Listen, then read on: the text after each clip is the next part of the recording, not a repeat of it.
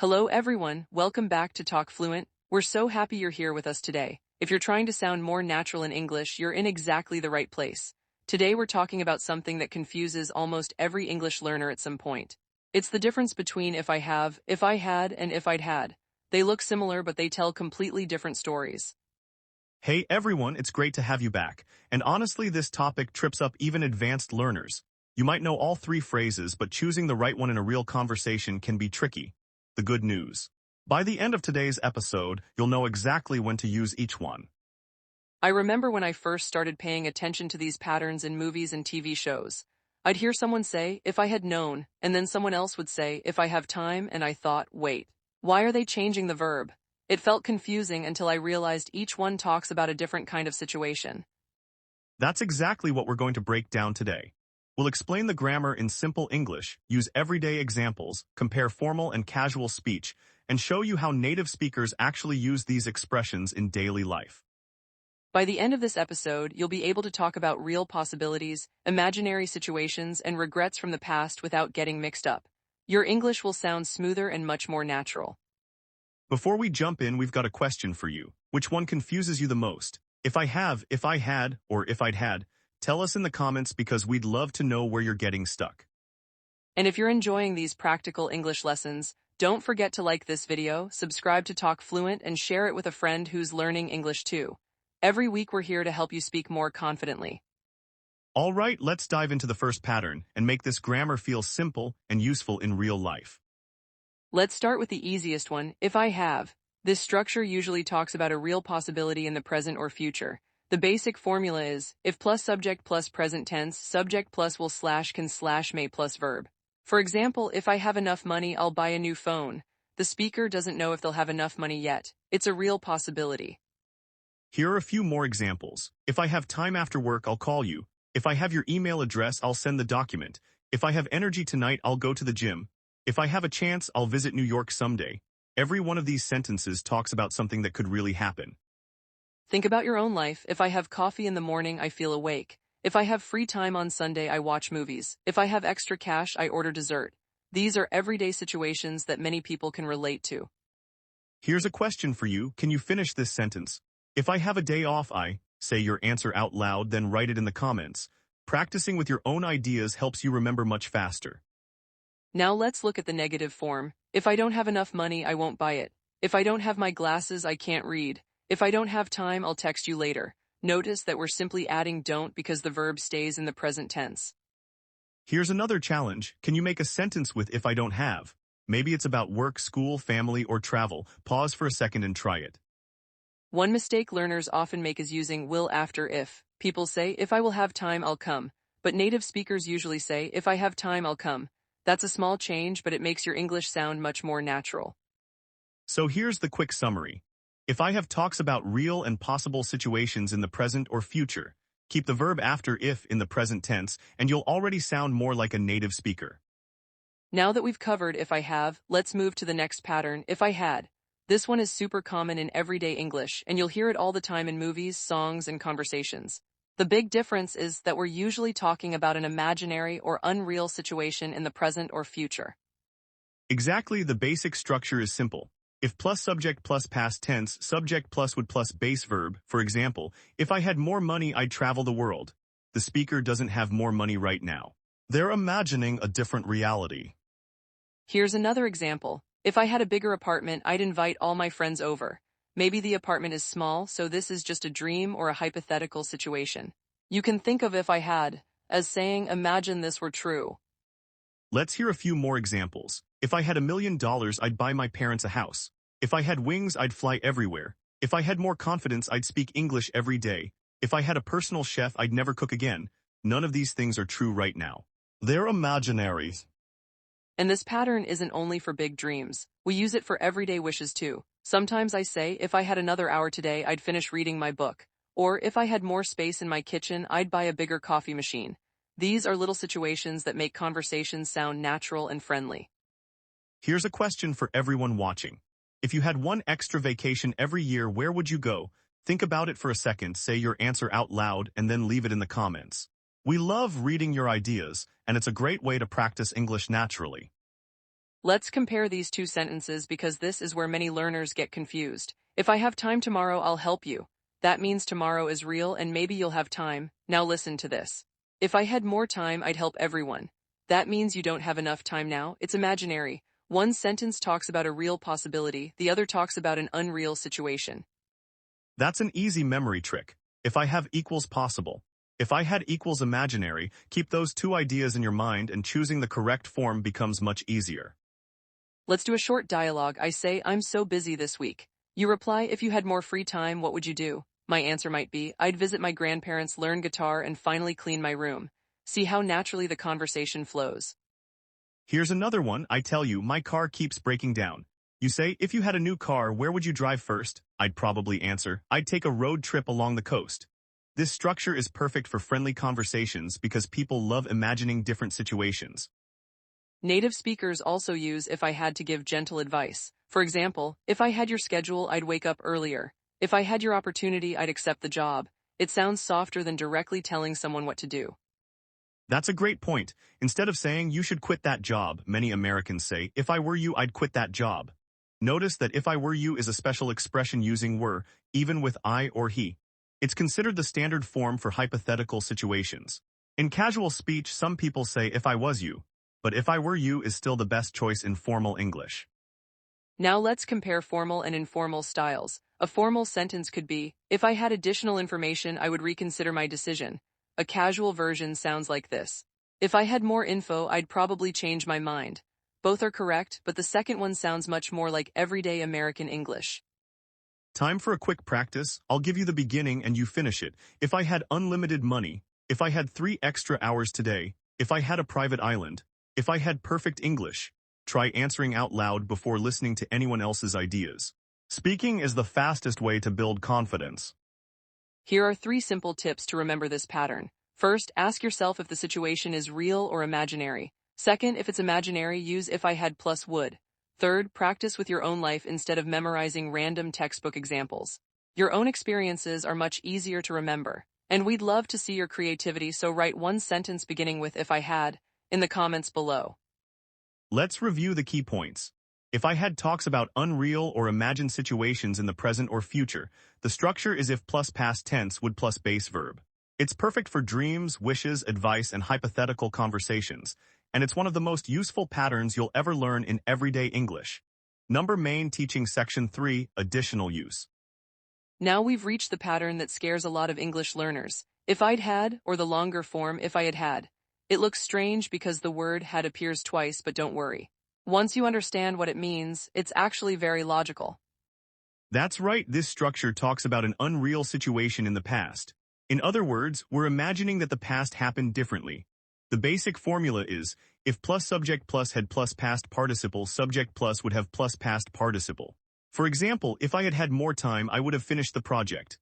The speaker didn't have more time and the project wasn't finished. They're talking about a past regret or a different past result. Think of it this way, if I have is about a real possibility. If I had is about an imaginary present. If I had had is about an imaginary past. You're looking back and imagining a different history. Here are some everyday examples. If I'd had your number, I'd have called you. If I'd had enough money, I'd have bought that laptop. If I'd had more sleep, I'd have felt much better today. If I'd had better directions, I wouldn't have gotten lost. Each sentence tells us what actually happened. The speaker didn't have the number, they didn't have enough money, they didn't get enough sleep, they didn't have good directions. Native speakers use this pattern all the time when talking about missed opportunities. For example, after a concert sells out, someone might say, if I'd had tickets, I'd have gone. Or after seeing amazing vacation photos, if I'd had enough vacation days, I'd have joined you. It's a very natural way to express regret without sounding overly dramatic. Let's compare all 3 structures together. If I have free time tonight, I'll watch a movie. That's a real future possibility. If I had more free time, I'd watch more movies. That's an imaginary situation right now. If I'd had free time yesterday, I'd have watched a movie. That's an imaginary past situation. The time changes and so does the grammar. Here's a conversation you might actually hear. My friend says, I missed the train this morning. I reply, if you'd had left earlier, you would have caught it. But wait, there's a problem. The correct sentence is, if you'd left earlier, you would have caught it. Or if you had left earlier, you would have caught it. We don't say had left after had unless we're talking about possessing something. Excellent point. Let's see the difference. If I'd had a car, I'd have driven. Here, had means owned. But if I'd left earlier, I'd have arrived on time. Now left is the past participle of leave. Understanding that difference helps you avoid one of the biggest learner mistakes. Here's another pair. If I'd had more confidence, I'd have spoken during the meeting. That means I lacked confidence. But if I'd spoken during the meeting, everyone would have heard my idea. Now we're focusing on the action itself, not something I possessed. Small changes can create completely different meanings. Native speakers usually shorten these expressions. Instead of saying, if I had had enough money, they often say, if I'd had enough money. Instead of I would have gone, they'll say, I'd have gone. These contractions make spoken English smoother and more natural. That's why listening practice is so important. Sometimes learners hear, I'd have bought it. They're surprised because it sounds like one word. It's actually a contraction of I would have bought it. You don't have to speak that quickly, but recognizing it will make movies, podcasts, and conversations much easier to understand. Let's talk about politeness too. When discussing regrets, native speakers often soften their words. Instead of blaming someone by saying, you made the wrong decision, they might say, if we'd had more information, we would have chosen differently. This sounds less direct and keeps the conversation friendly. Here's a mini practice. I'll describe a situation and you tell me what you would say. You forgot your umbrella and got completely soaked. You could say, if I'd had my umbrella, I wouldn't have gotten wet. Next one. You didn't study for the test and got a low score. Your answer might be, if I'd had more time to study, I'd have passed the exam. Now try your own. Think about something small that happened last week and make a sentence beginning with, if I'd had. Say it out loud first, then write it in the comments so everyone can practice together. One final pronunciation tip. Don't be afraid of contractions. Native speakers naturally say, if I'd had, instead of if I had had. Both are correct, but the shorter version sounds much more conversational. Practice saying it slowly, if I'd had more time. If I'd had enough money, if I'd had the chance. The more you repeat it, the more comfortable it will become. And remember, speaking out loud every day is one of the fastest ways to make these grammar patterns become automatic in real conversations. Let's finish with a quick structural review. If I have talks about a real possibility, if I had talks about an imaginary present or future, if I'd had, or if I had had talks about an imaginary past or a regret. Master these three patterns, and you'll understand a huge part of natural, everyday English that many learners struggle with. Okay, it's time for one of our favorite parts of the show, common mistakes. And honestly, we've made plenty of these mistakes ourselves while learning languages. So if you've ever mixed up if I have, if I had, or if I'd had, don't worry. You're definitely not alone. That's so true. Learning grammar isn't about being perfect. It's about noticing patterns and improving little by little. Today we're going to look at 4 mistakes that English learners make all the time and show you how to fix them. Let's start with mistake number 1. Many learners say, if I will have time, I'll call you. It sounds logical, but it's not how native speakers normally say it. The correct sentence is, if I have time, I'll call you. After if when talking about a future possibility, we usually use the present tense, not will. Let's compare them side by side. Incorrect, if I will have enough money, I'll buy it. Correct, if I have enough money, I'll buy it. Here's another one. Incorrect, if she will come, we'll start dinner. Correct. If she comes, we'll start dinner. Practice saying the correct version a few times until it feels natural. Why is the first one wrong? Because English future conditionals already show the future idea in the second part of the sentence. If I have time, I'll help. The word will doesn't belong in the if clause. That's one of the easiest ways to sound more natural. Here's your practice challenge. Finish this sentence correctly. If I have a free weekend, I say it out loud, then leave your answer in the comments. We'd love to read it. Now let's look at mistake number 2. Some learners use if I had when they're talking about a real future possibility. For example, if I had time tomorrow, I'll visit you. That's mixing 2 different grammar patterns. The better sentence is, if I have time tomorrow, I'll visit you. Tomorrow is still in the future and could really happen. But if you're imagining something that's not true, then if I had is perfect. Compare these two. If I have extra money next week, I'll buy new shoes. Real possibility. If I had $1 million, I'd buy a private island. Imaginary situation. Always ask yourself one simple question: is this real or am I imagining it? That question will guide you to the correct grammar. Now for mistake number 3. This one makes many learners nervous because of the double had. People often avoid saying if I had had because they think it sounds strange. Instead they say, if I had more time yesterday, I'd have finished.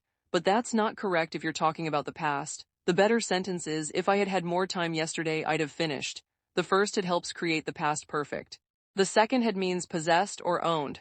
Once you understand that, the sentence becomes much easier. Here's another comparison. Incorrect, if I'd money, I'd have bought it. Correct, if I'd had money, I'd have bought it. Incorrect. If I had enough gas, I'd have driven yesterday. Correct.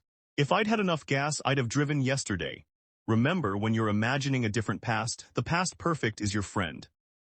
I like to joke that English sometimes sounds like it's repeating itself on purpose. The first time I heard "if I'd had a better phone," I thought someone accidentally said "had" twice, but now it sounds completely normal. Sometimes grammar looks funny until your ears get used to it, so don't be afraid of these structures. The more you hear them, the more natural they'll feel. And here's your practice for this mistake. Complete this sentence. If I'd had more free time last weekend, maybe you would have gone hiking, visited family, watched a movie, or cleaned your room. Create your own answer and speak it aloud. Finally, mistake number 4, many learners confuse would and would have. Listen carefully. If I had more confidence, I'd speak more. That's about the present. If I'd had more confidence, I'd have spoken more. That's about the past. Changing just one little word changes the whole meaning of the sentence. Here's a quick comparison. Present imaginary, if I had a better computer, I'd work faster. Past imaginary, if I'd had a better computer, I'd have worked faster. Present imaginary. If I had more courage, I'd ask for the promotion. Past imaginary, if I'd had more courage, I'd have asked for the promotion. The pattern stays consistent, which makes it easier to remember. Here's a memory trick that many students find helpful. Think of 3 timelines: future possibility, if I have; present imagination, if I had; past regret. If I'd had, picture those 3 moments in your mind every time you choose one of these structures. It can make the grammar much easier to organize.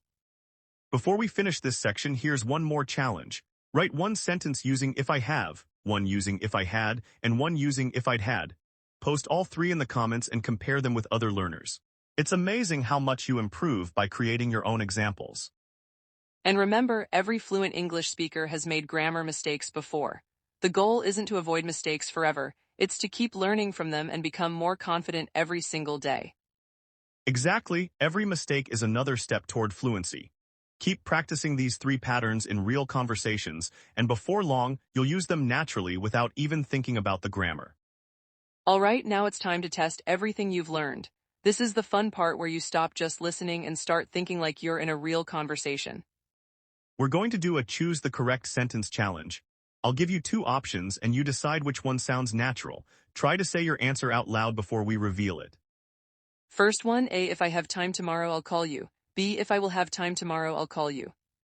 The correct answer is A because after if, we use present tense for real possibilities. Option B sounds unnatural in everyday English. Next one, A, if I had more confidence, I'd speak more often. B, if I have more confidence, I'd speak more often. Correct answer is A. This is imaginary present. You're talking about something you don't currently have. Third one, A, if I'd had enough sleep, I'd have felt better. B, if I had enough sleep, I'd feel better. The correct answer is A. We're talking about a past situation, so we need if I'd had. Fourth one, A, if I have money, I'd have bought it yesterday. B, if I'd had money, I'd have bought it yesterday. The correct answer is B because it's a past regret. The action already happened.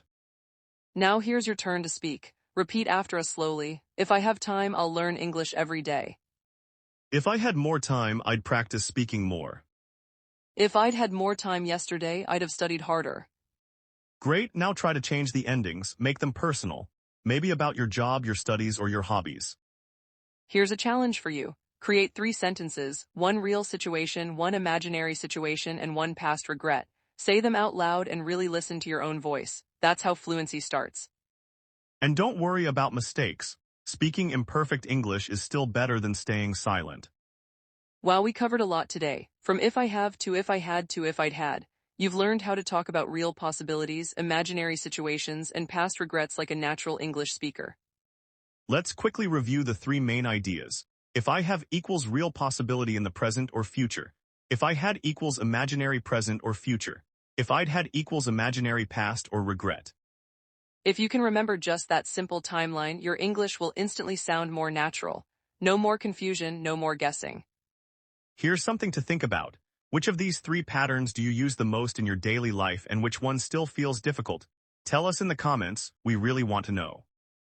And if this lesson helped you, make sure to like this video, share it with a friend who's learning English, and subscribe to Talk Fluent for more real, natural English lessons every week. You're doing amazing. Keep practicing, keep speaking, and don't be afraid of mistakes. Every sentence you say brings you closer to fluency. Thanks for spending time with us today on Talk Fluent. We hope you feel more confident using these if sentences in real conversations. See you next time.